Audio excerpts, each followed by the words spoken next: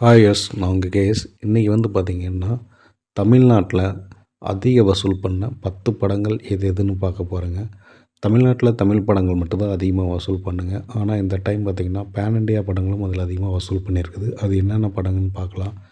10வது இடத்துல பார்த்திங்கன்னா விஜய் சேதுபதி நடித்த நித்திலன் சாமிநாதன் டைரக்ட் பண்ண மகாராஜா. இந்த படம் தமிழ்நாட்டில் மட்டும் 48.5 கோடி வசூல் பண்ணியிருக்குங்க. 9வது இடத்துல உலகநாயகன் கமலஹாசன் நடித்த சங்கர் டைரக்ட் பண்ண இந்தியன் 2ங்க.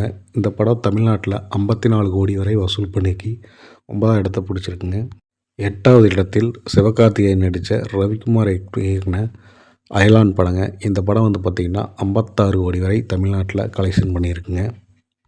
7வது இடத்துல பார்த்திங்கன்னா மஞ்சுமல் பாய்ஸ். இந்த படம் 2024 ஸ்டார்டிங்கில், அதாவது பிப்ரவரி மார்ச்சில் செம்ம கலெக்ஷன் பண்ணிச்சுங்க. இந்த படம் 63.5 கோடி கலெக்ஷன் பண்ணி இந்த படம் 7வது இடத்துல இருக்குங்க. 6வது இடத்துல அரண்மனைங்க. இந்த படத்தில் பார்த்திங்கன்னா சுந்தர் சி இயக்கி நடிச்சிருந்தார். இந்த படம் கிட்டத்தட்ட 67 கோடி வரை வசூல் பண்ணி 6வது இடத்துல இருக்குங்க.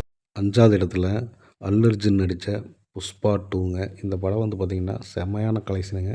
70.5 கோடி வரை கலெக்ஷன் பண்ணி 5வது இடத்த தக்க வச்சுருக்குங்க தமிழ்நாட்டில். 4வது இடத்துல தனுஷ் இயக்கி நடித்த ராயன் படங்க.